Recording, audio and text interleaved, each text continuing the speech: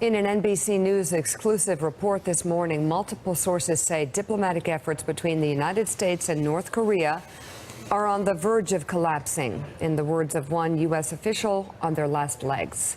Pyongyang has reportedly shunned talks with the U.S. after President Trump increased his public attacks on North Korean leader Kim Jong-un.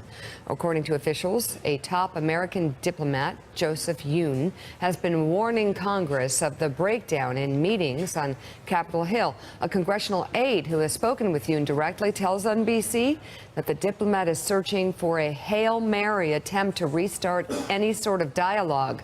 The breakdown in talks may explain recent comments from members of Congress on both sides, including Senator Bob Corker, who warned that Trump was undercutting diplomatic efforts. The growing tensions come as President Trump prepares for his first official trip to Asia next month.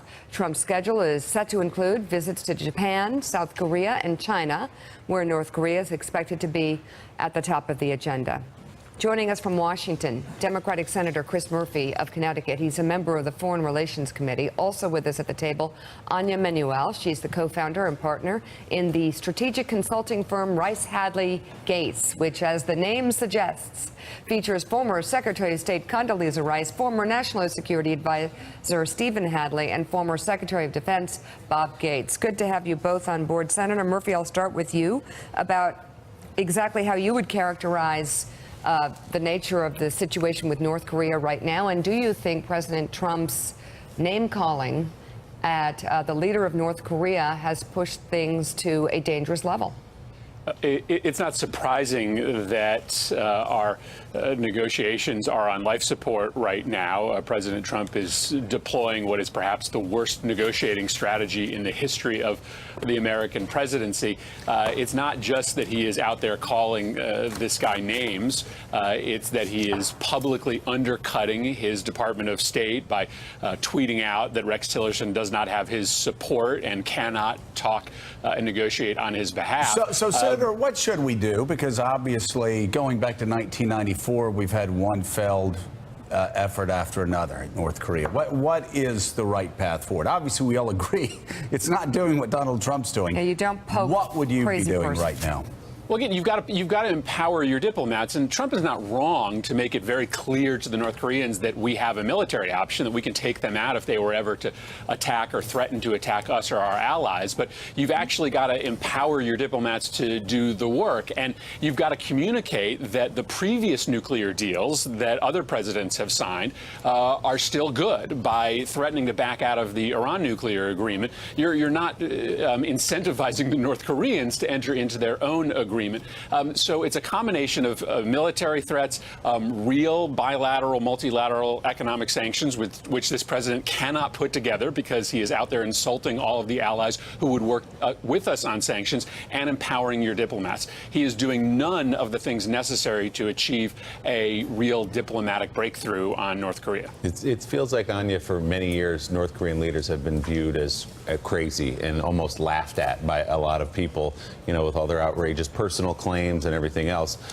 Where are you right now in terms of how seriously to take rhetoric out of North Korea? The things they've said for many years that they're now saying have a little more weight behind them than they used to be. Are you concerned about a nuclear confrontation or any confrontation with North Korea right now? Absolutely, and we really shouldn't be laughing at the rhetoric coming out. I think Kim Jong-un is more dangerous and more erratic than his father and grandfather. Also, you know, we're in the third U.S. presidential administration, fourth, that's trying to resolve this problem. The nuclear threat from North Korea is only getting worse and worse. I do agree with Senator Murphy that we need to support our diplomats.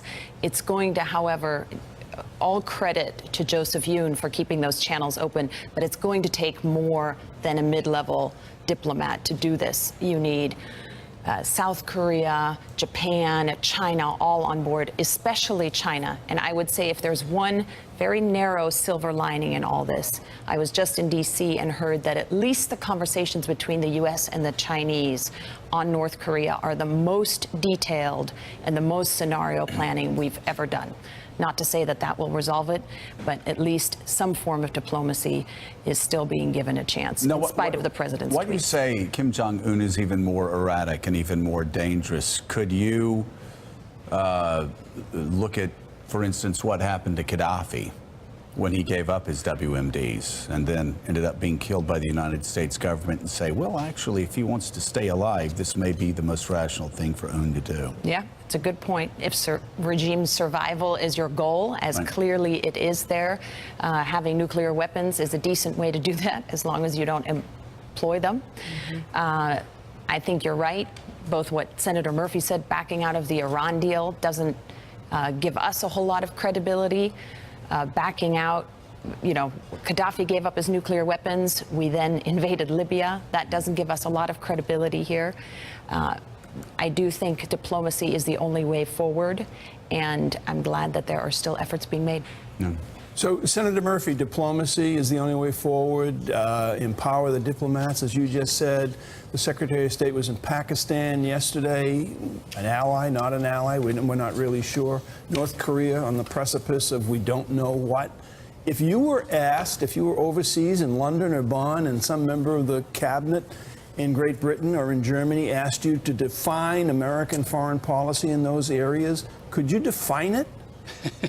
American foreign policy is completely incoherent today. And I actually was overseas this weekend. I was in Ukraine and I was in Estonia, which holds the EU presidency right now. And all they wanted to ask me about was whether the Trump administration had their back. Ukraine doesn't know whether Trump is with Russia or with them. The EU doesn't know whether Trump is trying to break them up or trying to strengthen them. And like I said, if you want any diplomatic path on North Korea, you have to put in place a series of multilateral sanctions with China that will ultimately bring them to the table. And this president is in just a historically weak position to rally the world to a crisis like this. So, no, there is no way for me to explain what American foreign policy is abroad, but they are asking. Thanks for checking out MS.